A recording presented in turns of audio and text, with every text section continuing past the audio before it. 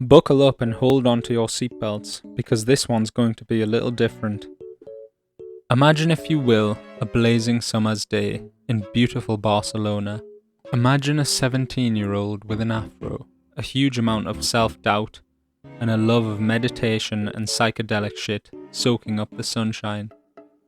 Imagine him getting onto an open-topped city tour bus and opening up his iPod to listen to some music from his brother's vast library. Imagine him clicking the name Alan Watts and starting up an audiobook called The Way of Zen. Imagine it changing his life forever.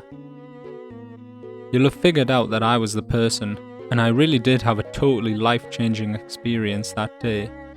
I don't know how to even describe it looking back. It's like a hole that you only realise is there once it's been filled.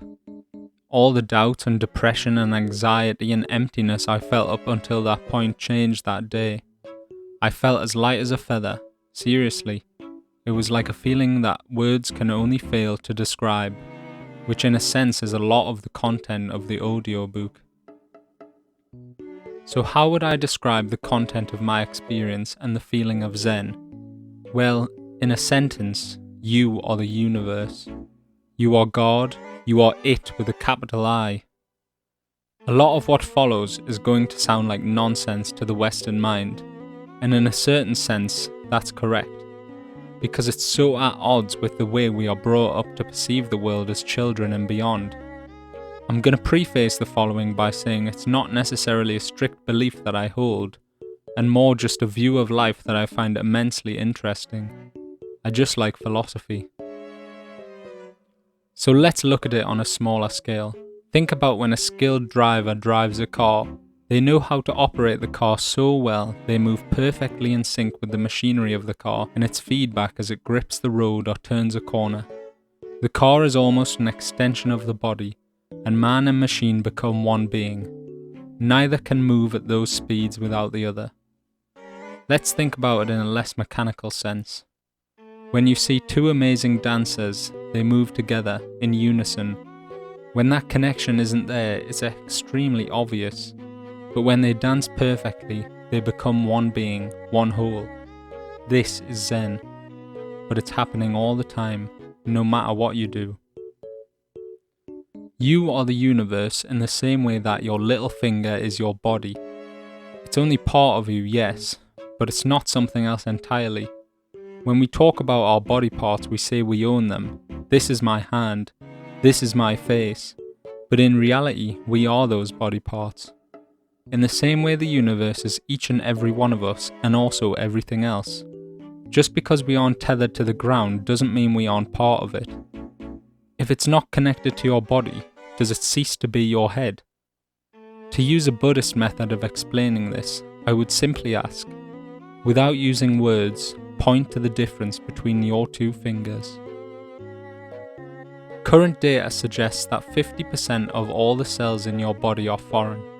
Basically, you're teeming with tiny little insects and bacteria that live in your body the same way we live on this world. You're an ecosystem in yourself, and all of these things live symbiotically with you. If you didn't have the bacteria in your gut to help you digest your food, you would die. Now ask yourself, is that bacteria you? It's part of your body. It has different DNA, but you couldn't exist without it. It's as essential to your life as your heart or your lungs. Think about the air you breathe, the way it reaches down into your lungs. Is the air you absorb into your bloodstream you? Think about the food you eat.